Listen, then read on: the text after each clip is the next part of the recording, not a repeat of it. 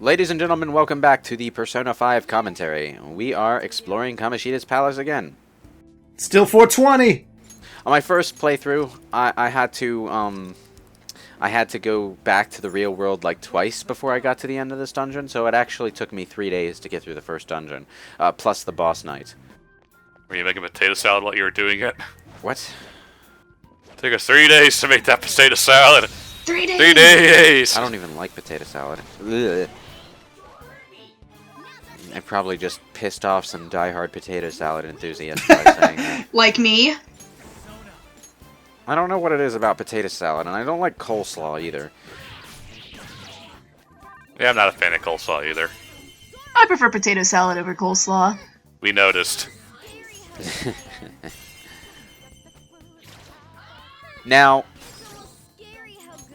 because... Oh, now that I think about it... you know, at the beginning of this video, I was thinking that I would say that I was going to say that we were going to blaze it through the dungeon, but then you just reminded me that it's 420. Haha, blaze it. Hey guys, it's almost scary how good Morgana is.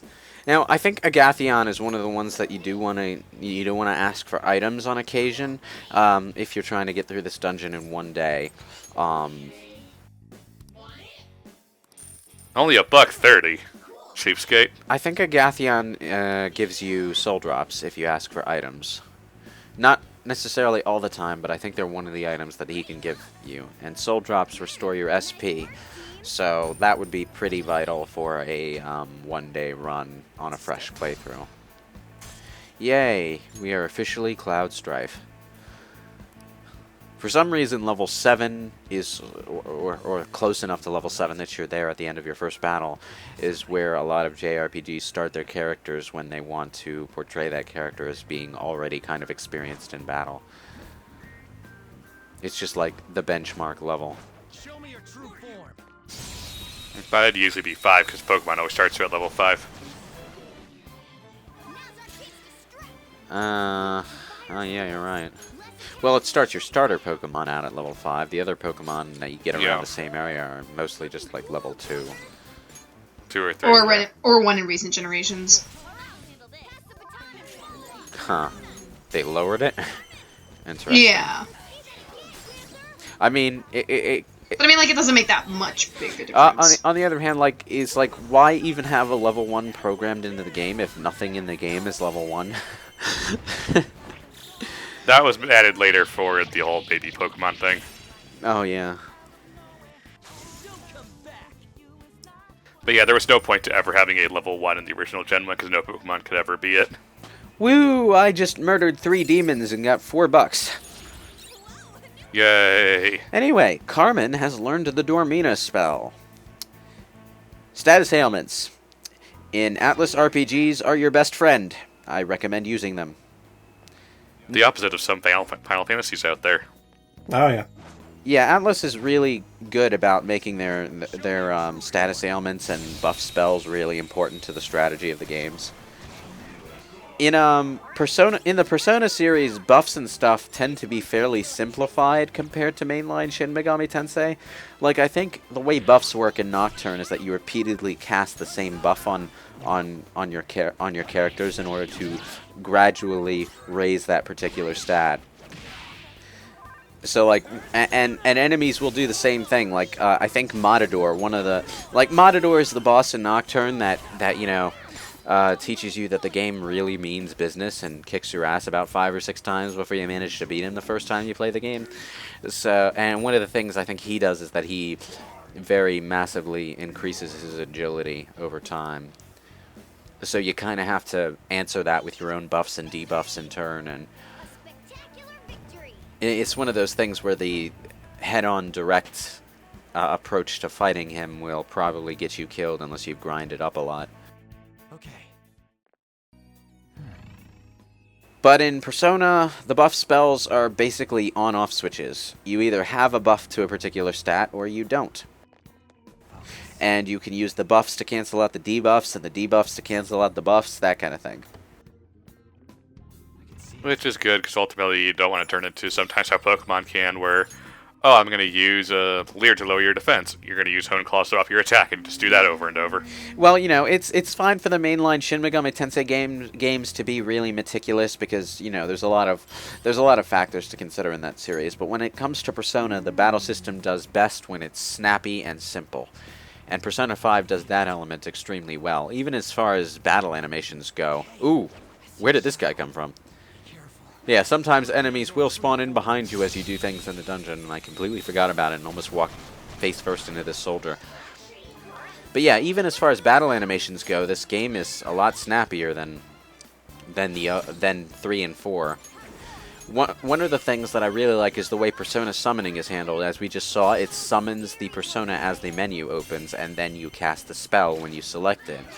In Personas 3 and 4, it was go into the menu, select your command, and then the Persona would summon, and then it would cast the spell. And they've effectively cut the animation time in half by playing the summoning animation while the menu opens. And that makes everything feel... damn. That it makes everything feel so much more responsive.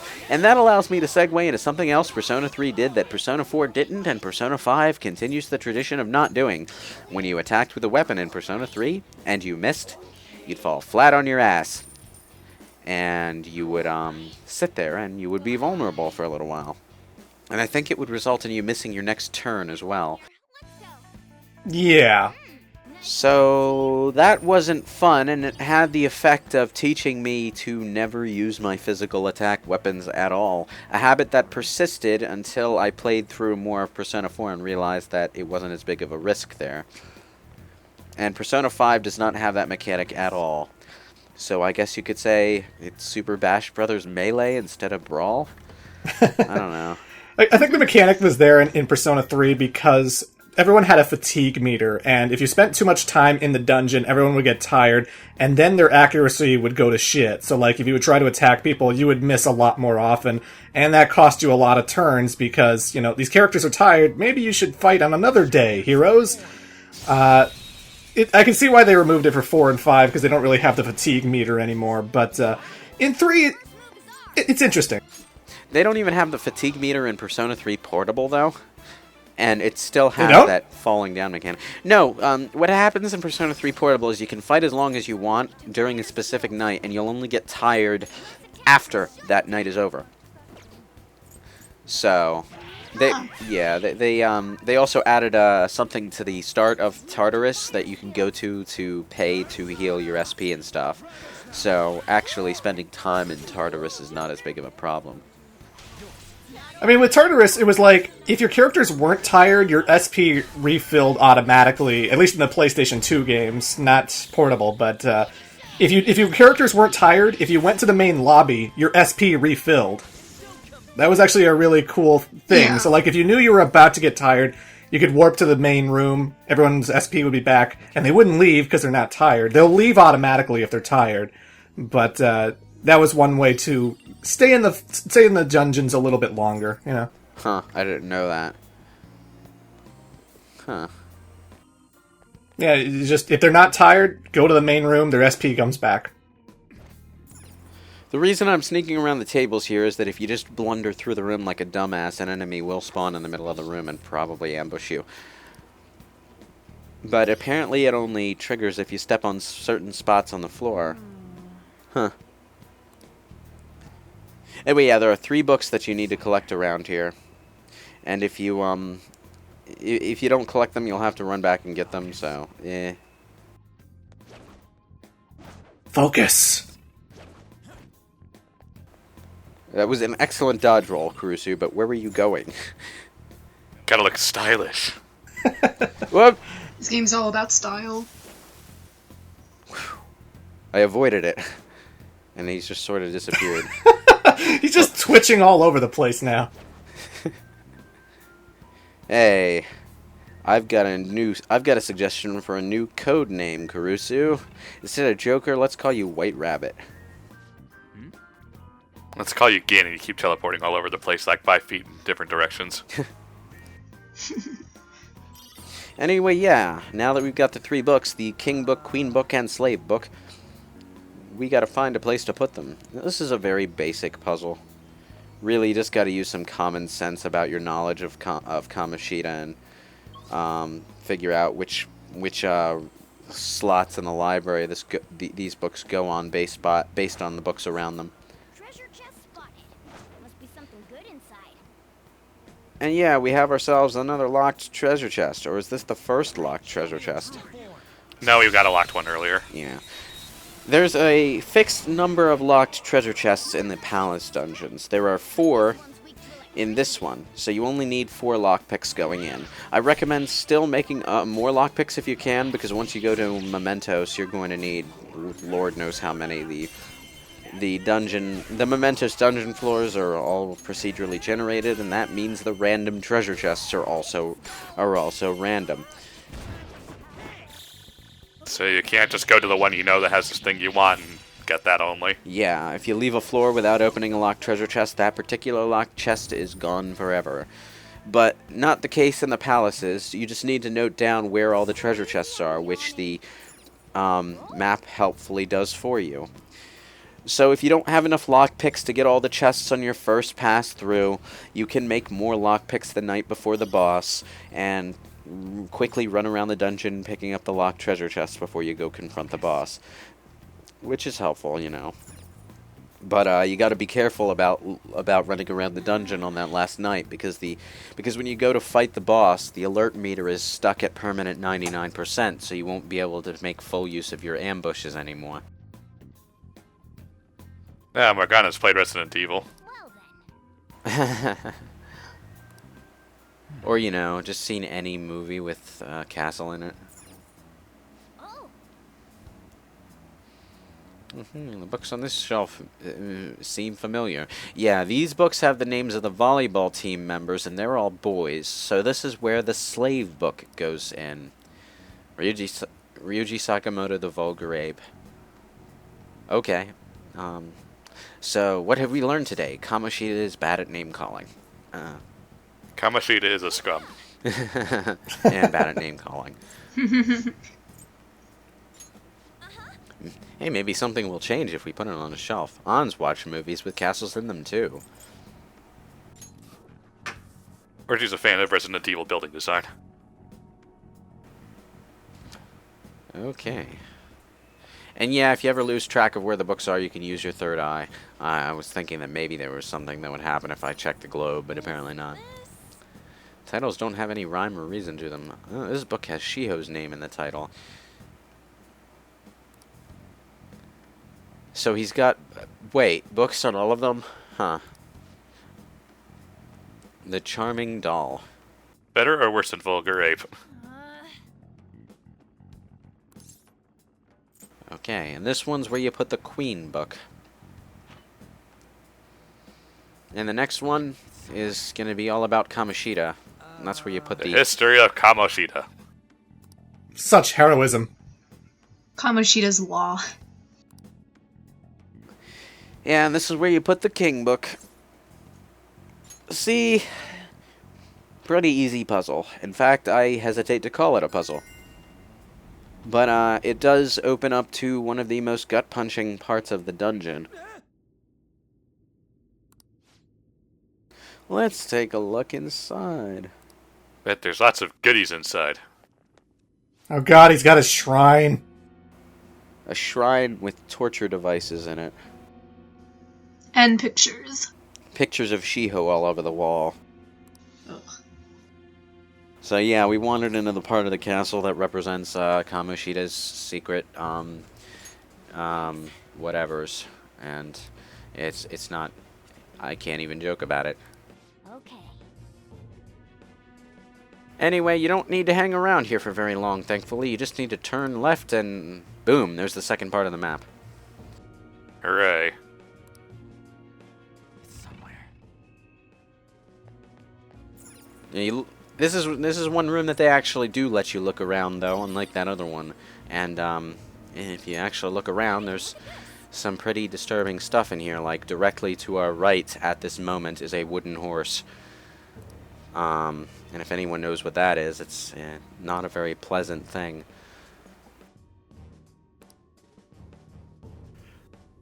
Here is the map. Yeah. There are only 2 maps in this dungeon. Some of the other dungeons only have 1. And the thing about the 2 maps is that once you have both, you have the map to the whole dungeon. So there's nothing that's really secret anymore. Of course, you still have to go through the rooms to turn them white if you want to complete the dungeon, and you still have to find the treasure chests to mark them down on the map. So you still have to explore fairly carefully. Fortunately, Kamoshida's palace is a pretty linear place. There isn't a whole lot in the way of places that you can miss. There is one pathway that is completely optional, and a couple of the gold treasure chests are a bit out of the way. But apart from that, nah, it's pretty smooth sailing. Of course, this is an RPG, so I need every experience point I can get. Hi! You need to get every treasure chest just so you can say you did it. I mean, I already have 98 elixirs, but I want 99. I kind of momentarily forgot I was recording and just ran to the first red blip I saw on the map, because if there are enemies nearby in this game, I always go kill them. Because, well, it's Persona. I need RPG. I need experience points. I mean, by the end of the game, in my first playthrough, I was over level 70, and the enemy difficulty was still pretty even with me. So it's not like Final Fantasy, where if you get to level 50 or higher, the rest of the game is a cakewalk, except for the Omega weapon fight. Or Ozma. Yeah, or Penance, or whatever. Ugh, this is an annoying thing about negotiating with personas that you own, is that whenever you ask for something, they always ask to rejoin your party. And it's like you gotta say no every single time. Go away, I asked you for items, I asked you for money. Shut up. Shoot. Look, I told you, we're not going to work out. Don't you remember that time when I cut off your head? I mean, jeez. Okay, How hopeless are you? I have something. And the perk of owning a particular demon as a persona, though, is that forever after, you actually do benefit from having their scan data permanently. You don't need to go through the motions of trying out every weakness again, like you would have in Persona 4, and you don't need to use the scan mechanic on all of the enemies again, like you would have in Persona 3. So it's not so much the problem of guessing at weaknesses like in Persona 4, because that's another thing that I Am Daisy made fun of. Once you have the demon, you have that shadow's stats. The only limitation there is that it doesn't get you the scan data for bosses, mini bosses. Those have different scan data than the standard demons and will not. Why was there a fork in the boss? I don't know. That's actually a very good question. Because Kamoshida is a psychopath. So he just walks around his castle putting random utensils into vases? Well, I was more implying that he's so bonkers up in the head that the result is that he kind of just manifested a psychological dimension where forks randomly pop up in flower pots. I'm sure he must have a butler. Yeah. Anyway, you talk to your party members here. You get some dialogue with An about that disturbing room that we just saw. Yeah, and this when I got to that room my first time through the dungeon, it kind of hit me like a truck. I was just starting to forget the grim stuff that led me here, and then suddenly, ow. Gotta keep reminded you while you're here. Your thoughts. Yeah. Anyway, it's time for a sub-boss fight. Hooray! You probably saw it coming the moment you looked at the map and saw that there was... Ha ha ha ha ha! You probably saw it coming the moment you looked at the map and saw this big room that looked like a church or something. But, yeah, there's a boss when you pass through there for the first time. One boss in Castlevania is usually in the chapel areas in terms of the Metroidvania ones. I don't know. This is a really white space we're entering. I wonder if this is a boss fight. The only Metroidvania Castlevania games that I played through to the end are Symphony of the Night and Order of Ecclesia, so... Joker. Now, you don't ever have to worry about walking face first into a boss fight without having the opportunity to walk back and save, because Morgana's always like, hey, this place feels weird, or hey, that enemy over there looks tough. So you're always given the option to either face it or turn back. Yeah. I think the only time it's really dropped on you is when the traitor attacks you at the one dungeon in the cruise ship. Because like the traitor just sort of drops in on you and is like, oh my god, I have a big boss fight going on. What the hell? Anyway, yeah, the chapel represents the auditorium, the gym. You're like, wow, he's a god there. Oh. It's symbolic. Caw. You can't believe Anne? I can believe it pretty nicely. Damn it. And it's like that. It's that point where you realize that someone is so awful that they don't even see how screwed up they are. The villains tend never to see themselves.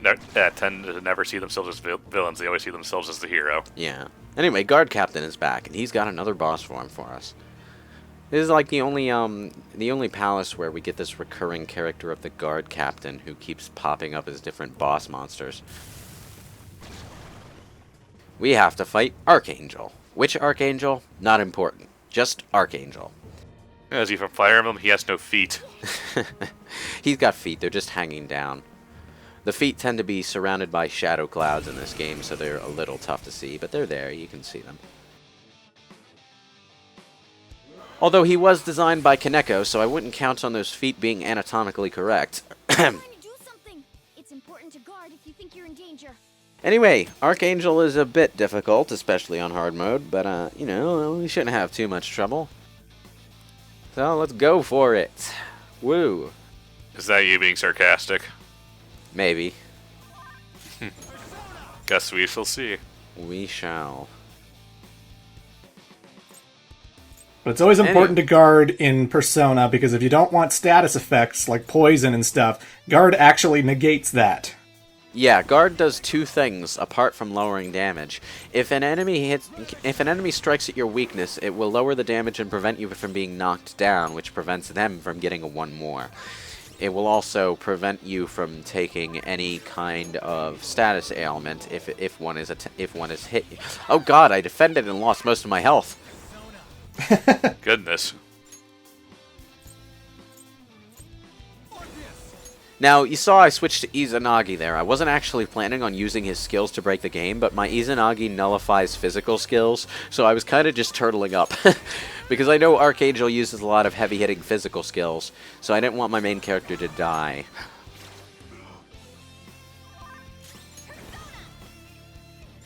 Woo! Oh. Well, it's almost like An has nothing to do in this fight.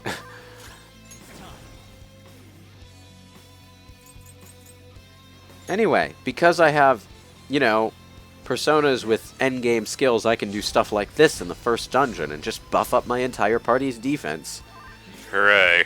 It costs way too much SP for this point in the game, but what the fuck, I've got SP Adhesive 3, I think I'll live. And I'm sure you have plenty of items too you can use just in case. Devil Fruit for the win. Yo ho ho, we took a bite of Gum Gum. Why am I bothering to use my fire spells? I missed. Woo! When you have endgame evasion stats in beginning of game boss fights. And that's not even with my endgame level Arsene. Arsene is really great at the endgame because he's one of those personas with a very specific stat curve, and by the time he gets to the 70s, his evasion, his agility skill is through the roof. And that's actually kind of important in this game because unlike Personas 3 and 4, turn order is redetermined at the start of every round instead of staying the same for the entire boss fight. So, your character turn order is actually changed every turn based on the agility of each persona. And since your main character changes persona so goddamn much, his agility is constantly fluctuating, so he's always taking his turn at a different place in the round. So having Arsene with you is a good way to get him to make the first move. Rip. Varja Blast just wiped me out. And of course, it killed the main character, which means it's game over. Well, you get to see what happens when you game over. Thou hast fallen and lost thy life, unbeknownst to thee the name of the thief. Thou hast lost thy wager, and becomest but a cog of the strong. So thy rehabilitation endeth incomplete, and thy baseless indignity shall become reality. So, the game is over. You don't say. What a You didn't even make it to the first boss. Anyway, let's try that again. And since I lost that fight, so close to winning it legitimately, I feel no guilt whatsoever in showing this off. The reason you probably shouldn't use the DLC personas in the first dungeon. Look, he's trying to do something. It's important to It's important to guard if you think you're in danger. He's trying to do something. Yeah, no. Guess we gotta try everything. Ow! Good night. Jeez. Now, Izanagi was the first DLC persona that was released for the game. I got the game via digital pre-order, so I actually got the Izanagi pack before it was available on the PlayStation Store. So this was pretty much how my first boss fight against this guy went. Cross slash, dead. $6.30. Actually, I think it might have taken one turn on my first run. I'm not sure. Well, yeah, you were playing on normal, so Yeah. it would be that rough. Did you see what I did, Ryuichi? On the other hand, my Izanagi wasn't at quite as high a level as that the first time. I think it was around the 25 or so. So Cross Slash probably didn't do as much damage either. My Izanagis were leveled up right along with me for most of the game. Mostly by summoning them both and then sacrificing one to the other in order to boost his level. I also fed Izanagi to Arsene a lot.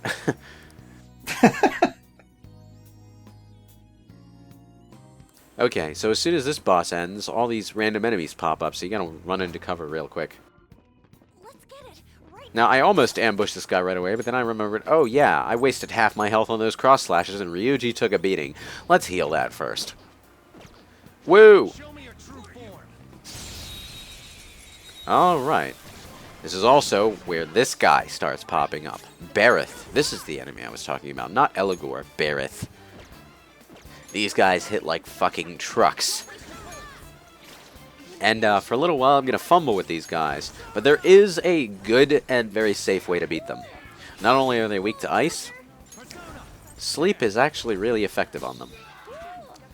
Now, in the normal mode playthrough, this would be the point where you use an all-out attack, because it would kill them both. Unfortunately, this is not normal mode. So, yeah. Damn. It's got one of them. Oh my god. Oh, jeez. Yeah, I told you. They hit like trucks. Ugh. Jesus! Morgana, no! It's a good thing this happened, though, because it lets me demonstrate something. In Persona 4, Teddy didn't join your party right away. You were stuck with a party of 3 for the first month. And Teddy would be, like, hanging back, doing all the scan data stuff. Morgana still handles that exactly like Teddy does, but Morgana also joins in battle. Whenever Morgana is knocked out, there's this animation that plays where he jumps back into the background and he stays awake so that he can continue providing scan data. It's the same as being knocked out.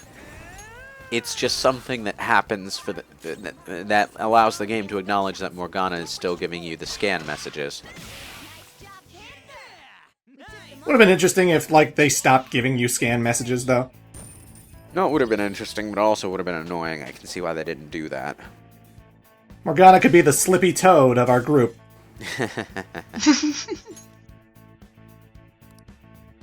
Morgana really is functionally the Teddy of the game, though. His skill set is very similar to Teddy's. In fact, a lot of the party members have similar skill sets to Persona 4 characters. Like, when you get Goro Akechi on your party, you realize his skill set is pretty much identical to vanilla Persona 4's Naoto. Light, Darkness, Almighty. And he's a junior detective, huh? Junior See the detective. connections. Like, Kanji is just... I mean, Ryuji is just better Kanji. I would say An is similar to Yukiko in terms of skill set, but the truth is Persona 5 just has status ailments that weren't in Persona 4. So, she has those.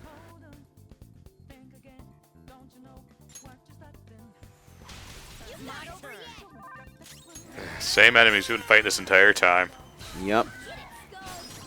We're getting a trickle of new enemies in, but it's sort of a gradual uphill slope. Well, hopefully we're almost there, so... Man, the enemy curve feels a lot faster changing when you're playing the game. But, yeah. I'll definitely be skipping most of the random battles in the later dungeons, don't you worry. I mean, I'll say this about Persona. When I started playing Persona, I would find myself going to bed at, 7 in the morning. You should go to sleep. It doesn't feel like... yeah, I should go to sleep. It doesn't feel like you're wasting a lot of time, but man, then you look out and it's broad daylight and you're like, oh god, how long have I been playing this? Yeah, I mean, like, a lot of turn-based RPGs do sort of feel slow-paced, but Persona 5... No, it keeps... Well, once the gameplay gets rolling, it keeps that pace going. Like, even when you're doing social stuff out in the real world, it's like you spend 2 minutes on a single calendar day at most. And that's if there's conversations that you really want to read. Persona is just one of the more addictive RPGs I've ever played. It's always grabbing you with like, okay, you moved on to a next day. Why don't we go do another social link? Why don't we do another thing? You're in the dungeon. It really pulls you in. Why don't you just go to another save room? Come on, just go a little further in the dungeon, Just keep going. Yeah, you're out of SP, but why don't you try to get just a little further in, You want to save that much time, don't you? That's less time. That'll make your next trip any easier. Ah, jeez. It just never ends. When I got this at launch, it was like, I just marathoned it endlessly for like 2 straight weeks. We notice on Twitter. Yeah. And it was 160 hours plus more when I finally finished the game, but it didn't feel like it. It felt like every day was 2 hours long. We definitely don't play the game the same way then, because when I beat Persona 5, my time was 83 hours. Yeah. My time was around 100 hours. That was about 90. 85, 90, I can't remember. Because I'm one of those who I'm like Lewis, I like to go for like every enemy to get as much experience as I can to make things easier later. Wham. Now, something that I should mention about dungeons. Palaces you can't re-enter after you finish them. They're gone forever. They crumble, they fall apart. You can grind enemies and get any demon in the game from the randomly generated Mementos dungeon now.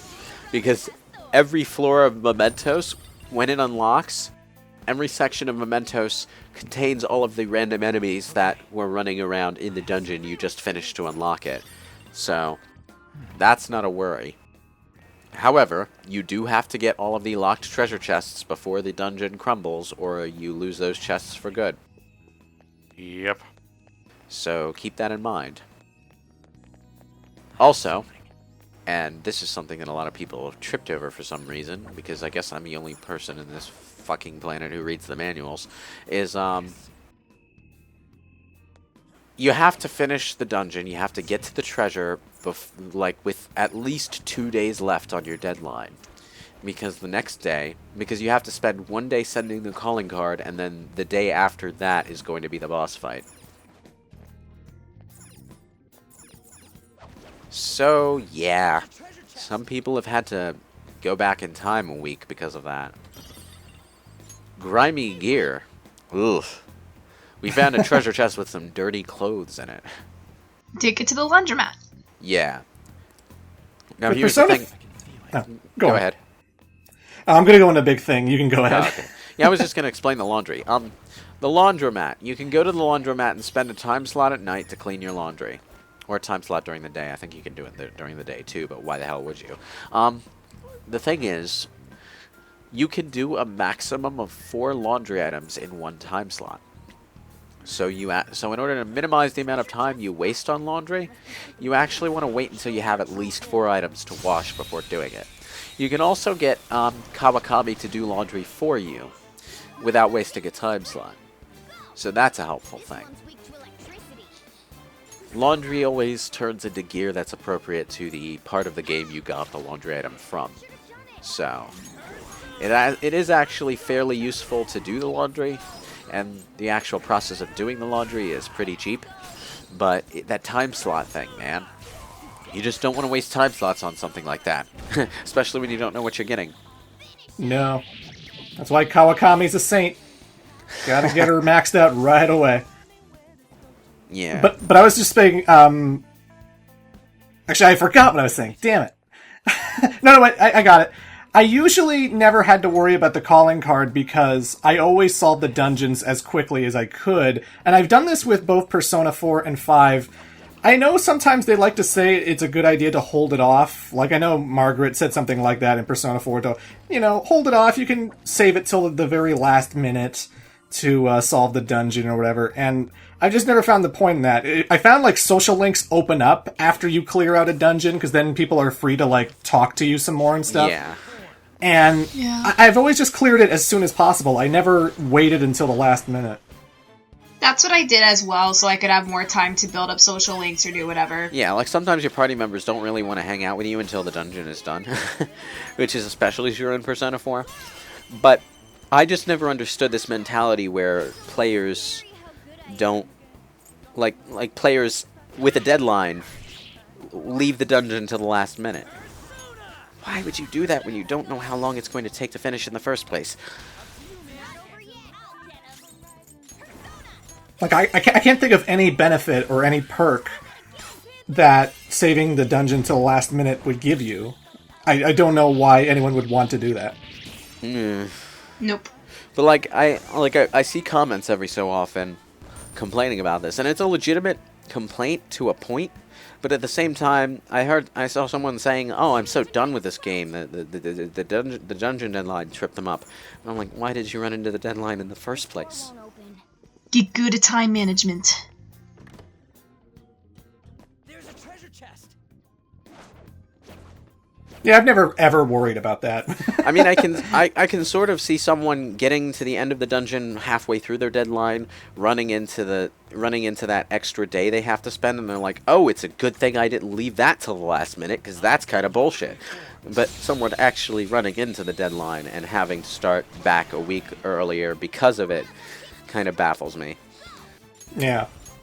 Every time there's ever been a deadline in Persona 4 or 5, I've always just managed it just fine. I never had like, oh man, I have like 1 day left. I don't have enough time. Like, I've always had just plenty.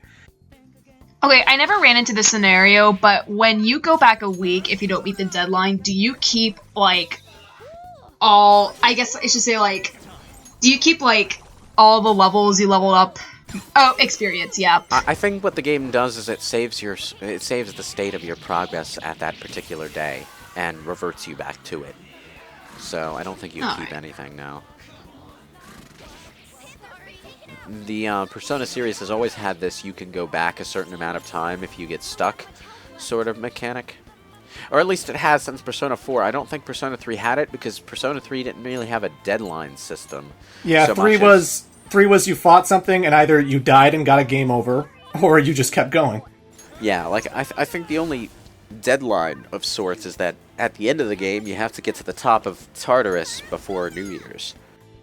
And also, every time a new Tartarus floor opened up, the sub-bosses in that floor were way harder than the deadline boss you had to fight. Yeah, they were. So, like, I never struggled with anything deadline boss with the deadline bosses because I blew through those no problem. Yeah, it kind of got to a point where the actual big plot bosses were a cakewalk. Oh no, it's Strega! Oh wait, I kicked Strega's ass in like 2 minutes. You know what I did for the final Strega boss against Takaya, I think his name was? You know, Evil Jesus. Evil Jesus. He wanted to beckon in the apocalypse, so I gave him what he wanted. I used apocalypse on him. Was it one turn? Yeah. Apocalypse is that spell that does absolute maximum damage and kills everything but Elizabeth in one hit. Like, I think the only reason you can't one-shot the final boss with it is because the final boss has phases. So, like, one Apocalypse casting will just end the phase. So, if you want to use Apocalypse on the final boss, you have to wait until the death phase that actually ends the boss. Yeah.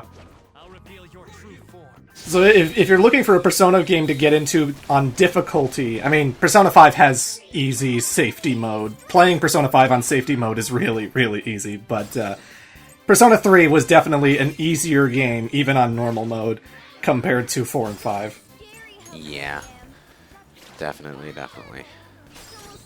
Man, am I still fighting pixies at this point in the dungeon? Huh. This is the first one we've seen in a while. Yeah, I suppose it is.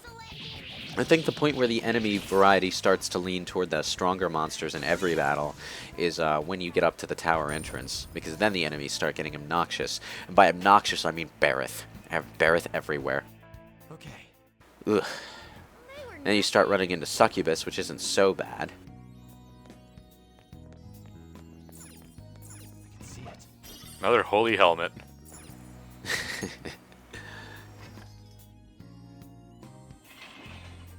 You open the door. Yeah, that door leads back into the Great Hall. It's just, you know, an easy way to Shortcut. backtrack, yeah. Anyway, there's another gold chest down here. So you actually do want to go downstairs first. But there is an enemy down here, and I'm trying not to run into them. They can't see you over the railing, though. So you don't actually have to worry too much about this. There we go. I'll reveal your true form. Yoink! Ambush. The same formation again. Yeah, the Kelpies. One of the things I like about about Persona 5's menu screens, and this is an odd tangent to bring up at this moment, though, is that in previous games you actually had to go into the Velvet Room and look up a given Persona in the compendium if you wanted to read their lore entry. Kind of like going into your Pokedex, you know, except you didn't carry your Pokedex with you. Now, Persona 5 offers you the option to just go into your own Persona list and read up on the lore of a given Persona with the press of a button. This also means that you get to read up on the lore of the Personas that your party members have, which is something that you could not do in 3 and 4. So I appreciate that option as well. Nice little change that lets you get a better feel for what everything is. Also, since you don't have to go into the Persona Compendium to read the lore entries in the first place, you're probably actually going to read the lore entries if you're as impatient as I am. Because I never really did that in 3 and 4. Not gonna equip the God Saber. No.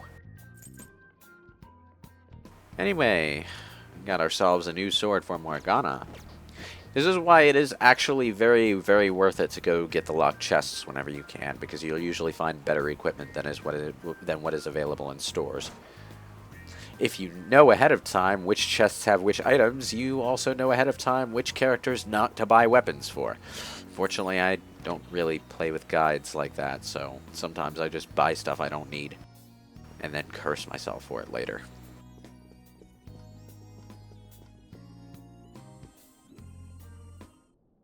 Conveniently placed chest-high walls. You notice? Yeah, this is the tower entrance, and that means the enemies are about to get really goddamn annoying. Whew. As far as hard mode goes, anyway. Well. Anyway, it's cool that we have these little set pieces and stuff, because it makes for an epic moment, even if the graphics are kind of simplistic. I always find these cel-shaded anime-looking games have a nice visual fidelity to them that sort of masks how basic their graphics are. You can sort of see that in games like No More Heroes or other games like Trails of Cold Steel.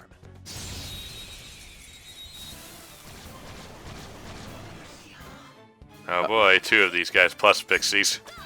The pixies I don't really mind the pixies so much because you can just use a gun on them and knock them down.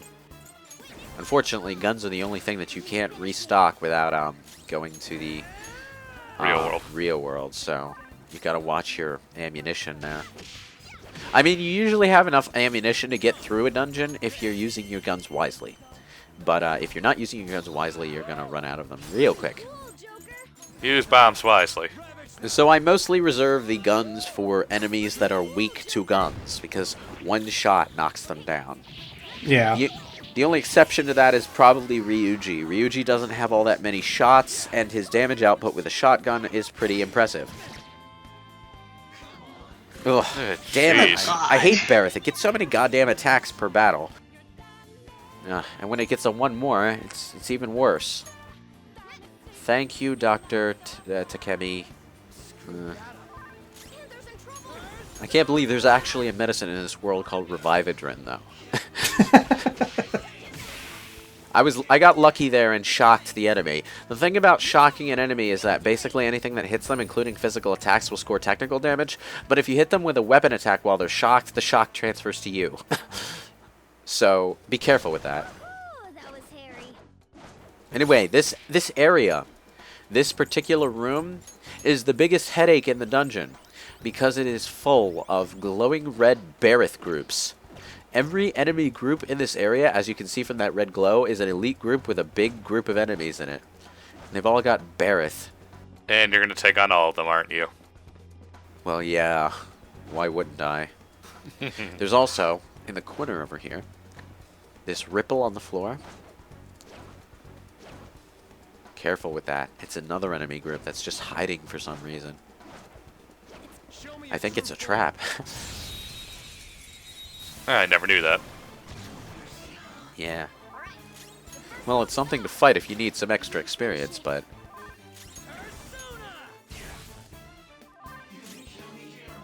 I notice you're focusing right all on one of them. Why don't you try to even out the damage and try to take them out at the same time when they're all out?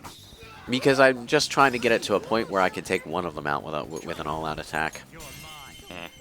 I would do what Lewis is doing as well, because I would prefer to like doing one damage to one target. That way, if an all-out attack takes out one, I only have to worry about one attack hitting all of my party. That cleave is really, really strong. I don't want two cleaves hitting me. I want one cleave. So the sooner I can kill one of them, the better. Yeah, I think what happened the first time I tried to spread out the damage is that I didn't quite manage to get them with my all-out attack. So I just focused on making sure, absolutely sure, that I would at least kill one. Yeah. Because when enemies are doing this kind of damage, you really don't want more than one wailing on you. And, you know, sometimes you're going for the all-out attack, your characters will still miss, and then it's like, ugh, thank God I've been doing all this damage to one target. Yeah. I usually spread out the damage if I have, like, a power that an enemy is specifically weak to, so I could just do an auto attack and kill everyone. Works in some cases. Yeah, but anyway, up until this point, I've been fighting these guys in a really inefficient way. But the principle of not wanting more than one of them wailing on you is why they made these guys so vulnerable to sleep in the first place. Huh. What's over here? Ah! I'll reveal your true form. And he still got ambushed. How did the ambusher get ambushed? Yeah, if you react quickly enough, even ambush enemy points can be ambushed. You just have to react quickly enough. It's another perk to keeping your alert level at 0. If my alert level was not at the level I want it to be, oh god, that didn't work. No. Damn it. Oh, the Revividrin. Thank you, Dr. Takemi. Consult your doctor before you take a prescription of Revividrin. This cures all of your death needs. Warning, may cause death. Anyway, the other perk to the sleep status ailment is that it makes all hits do technical damage. I think physical skills do technical damage, but I think pretty much every attack, including magic, will wake them up. It's not like Final Fantasy where magic doesn't wake you up for some reason. So it's like you can get smacked in the face and it'll wake you up, but a lightning bolt, nah. I feel a slight shock. Must be nothing.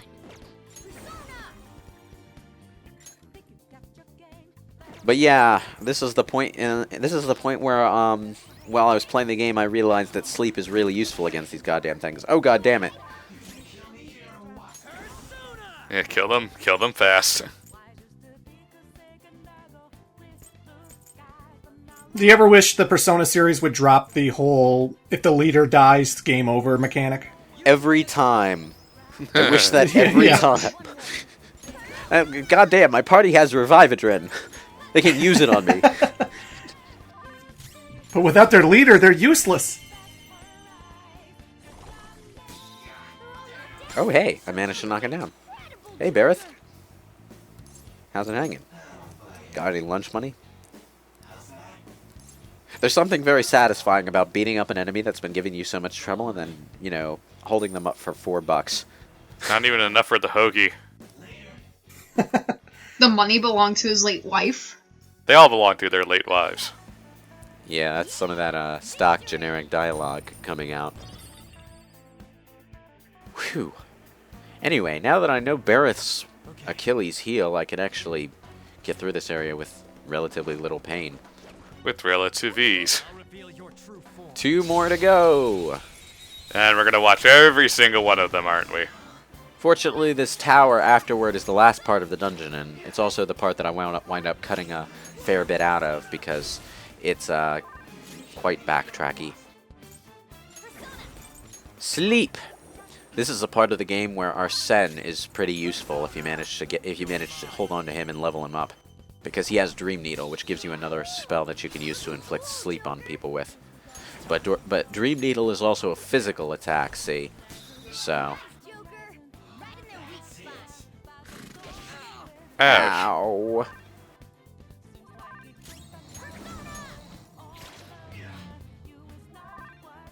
Yes, I know that Bareth is asleep. I can see the Z's.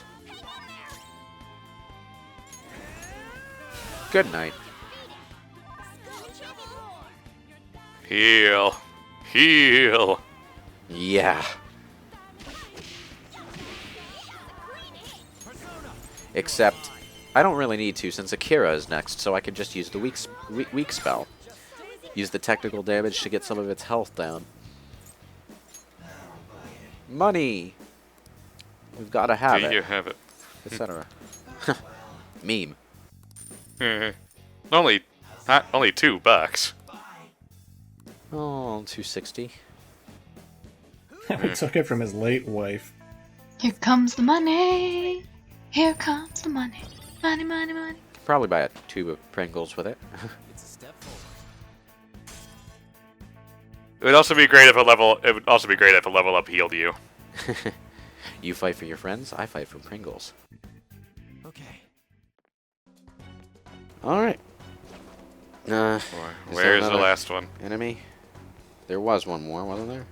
Yeah. You see, I don't want to go without killing the enemy because then it'll pop up. Oh, I guess it's gone. Okay then. Woo. And if this were Undertale, you'd be saying the exact opposite.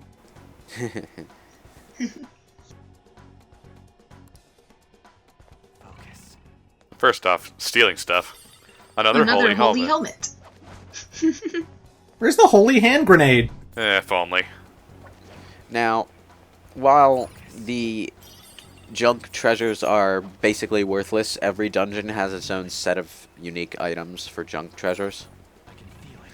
So, you get items that are at least themed to the location you're exploring. Oh! That was because I was holding the run button. My character just sort of automatically jumped off the building like a dumbass. So... Master Thief.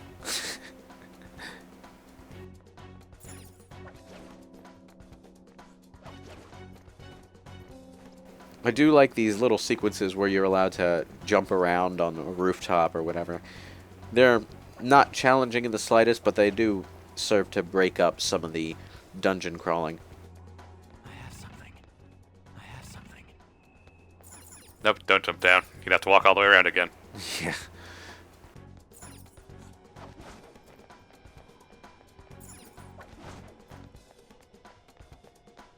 And we're in.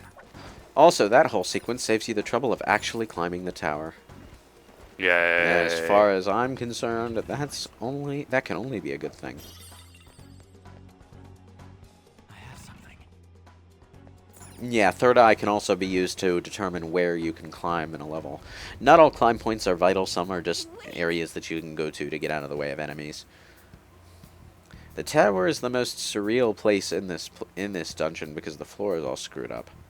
Floor is lava. It's not lava, no, it's just sort If the of... floor was lava, they'd be burning. It's just sort of all scrambled like a surreal warped space. And yeah, the pillars are asses. Great. You know, I'd almost forgotten that this was Kamoshida's head we're exploring. Ha. This is the one, like, truly optional path in the entire dungeon. There's this, you know, boob elevator, and, But it carries you down to this optional area, where there are a few treasure chests and a pathway back to the main hall. There's no reason to come down here, because I don't think the items are particularly good, but, it's somewhere you can explore. Oh, you remembered to heal. And like it's a pathway that you can open up to establish a faster route back to the top, but since the safe rooms also count as quick travel points anyway, it's not really necessary. It's still good to have, I guess. I can see it. There's another elevator over here, and you think it's going to lead you to another lower floor. But nope. Oh, hello. For real? And we still ambushed them. I love being at 0 alert. Anyway, yeah. Actually, there is one reason to come down here. One specific reason, I mean. I think this battle is always guaranteed to be a pair of succubi. And succubus is not a bad persona to have at this point in the game. So I would recommend getting one. But I already have it, so, eh. Yeah, I finally used a shotgun. A spectacular victory. So, level 9.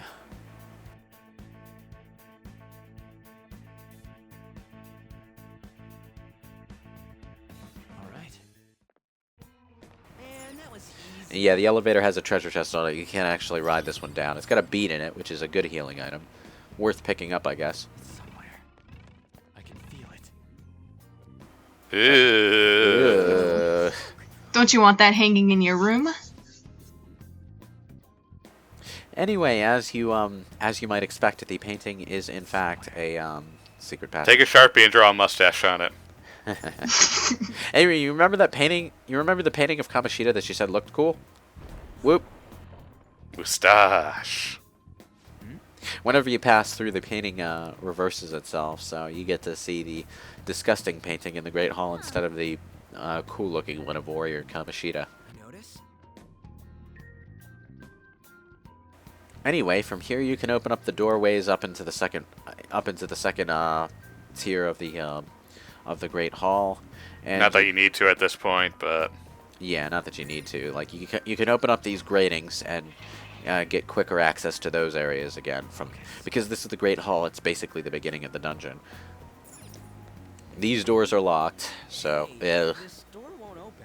if you're obsessive compulsive and want to mark everything down on your map, you can try opening them and get the little X marks. I have something. But apart from that, I think there's a couple treasure chests down in the Great Hall down below, and apart from that, quick access. I mean, opening up these quick access routes does have a practical use, I should say, because whenever you revisit the dungeon on a different day, all of the breakable items with junk treasures inside them respawn, so you can run around collecting those again. And there's quite a few in this area, as I remember. But I only come in here once, and I do not backtrack into the dungeon on boss night because I already have the locked chests by that point. And another thing about the breakable objects with junk treasures in them, you actually cannot open. You can't collect those on boss night. All of the breakable items are broken on boss night. And we're back here. Hooray. I forgot to get this the first time through. Oops. Oh no, wait, I didn't forget. I was actually, oh yeah, case in point. I broke these items before, I think. Or I just skipped over them this time. Items respawn when you leave the dungeon. Yeah. And this The is last time we were here, we woke up on, so... Yeah. And this is the area we explored when we woke up on. I have something. We can get it. Show me your true form. Okay, why am I going this way? Don't ask me, you're the one who recorded it. Now's our chance to strike. Slingshot. Yeah, I'm gonna take all your lunch money now. Not just today's lunch money for the week. Booyah. Can you survive on $4.39 for a week? Nah. Dollar menu items. Yeah. True.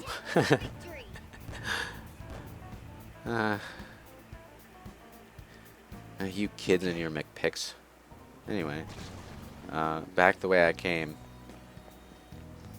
Yeah, I think at this point I realized, oh yeah, I'm recording. I should probably Gotta back. move on. But yeah, this pathway leads you right back to the entrance of the dungeon. So, I don't know. Maybe the dungeon was designed at a point before they decided on quick travel routes, but eh. Back to the tower we go. Ugh. Beautiful. I think the painting reverts to its original position when you leave that first area, so... Well, up we go. Back up the panty elevator. Yeah, you know those kinds of statues are called busts. So I think it's a pun. Oh my god, I can't believe it's still 420. It's a hyperbolic time chamber. Time works differently in here. Well, you know, Hyperchronic mind chamber. it's the perfect day to explore Kamoshida's pod illusion. I'll reveal your true form. All right, Ah! now we're fighting archangels as random enemies. Fuck. It's weak to electricity. They are, thankfully, weak to darkness and lightning, which 2 of our characters can cover. So these Right. enemies are actually not all that difficult to deal with. Her skills. So why didn't that work during the boss fight? Ground. Nice going, Skull. And since they're lone enemies, if you hit them with one weakness, you can just hold them up and ask them for money. I think these enemies might have good items, but I don't care. I have Revividrin out the ass. I don't need your stupid Shin Megami Tensei revival beads. Well, at least that covered the hoagie. A spectacular. Persona 5 is odd in the sense that it has multiple items that cover the exact same use, because some of them are items that you get from demons, like the revival beads, and others are items that you're conceivably supposed to buy in the real world. So they have Revividrin, which is just this drug that does the same thing. Yeah, world building, I guess. Okay. Yeah. It does lead to some inventory bloated points, but it's not too bad. And one last lock chest. Oh. Yup. Just enough lockpicks. It's almost like he knew ahead of time. Of course, part of that came down to just having the correct amount of materials when I got to making lockpicks. The only time I ever had an enemy hold me hostage on my first playthrough, it was when I went back to get that chest on boss night. These guys again. More Barreths. Wonderful. It's almost scary how good I am. Morgana, shut up. You're not that good. We're dropping you as soon as we can get a party of waifus. Take a nap.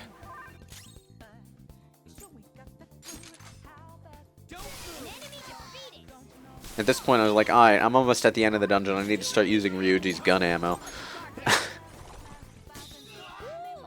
Looking cool, Joker. It's time. Go down. Nice, Joker. Now, it used to be in Persona 3 that being knocked down would cause you to have to waste a turn getting up. They stopped that because it allowed you to cheese the Reaper boss fight in a really dumb way. Essentially, what would happen is, there was a sequence of turns that you could use to inflict a status ailment on the Reaper that would cause him to instantly get knocked down if he got hit, I think. So if you inflicted this on him, knocked him down, and then just ended everyone else's turns after that point, he would always wind up spending his turn getting up. So you'd be able to use, I think it was Thor who had a lightning skill that would inflict shock on him, and shock would cause him to get knocked down. And if you just constantly used Thor's Thunder Rain and then somebody's physical attack on a loop, you could just loop the battle infinitely and keep him in a stun lock for the entire time. For context viewers, the Reaper was supposed to be the ultimate super boss in that game. At least until you fought Elizabeth on New Game Plus. He's been in the last 3 games. He's in Persona 4. He's in this game as well. The Reaper is in every game, and in every game there's a different way to cheese him. A spectacular victory. Yeah, that's another annoying group of enemies down. Yup. Alright. Okay. Just keep going, I guess. Ooh, fast break. And that's how you know it's a video game. Sometimes the unbreakable items do give you usable items. Life Stones are a Shin Megami Tensei staple. They heal 30% of whatever your HP is. And in the mainline Shin Megami Tensei games, what often happens is that they're items that demons ask for in negotiations a lot, so you want to keep a stock of those at Nocturne at least. Probably in Shin Megami Tensei 4 as well, although I haven't played as much of that game, so I can't recall from memory. And but in the Persona series, Life Stones are really just items that you can use to heal. You usually want to use those outside of battle because there's not a whole lot of use for a 30% heal in an actual battle situation. Ooh, convenient stairs. I like the animation on those staircase things. And then it's very slick. Save point. Hooray. Whee! You can just warp back up here to face the boss eventually. Yep. Anyway, that is the end of this part. We will see you all next weekend, viewers. When we finally fight the boss.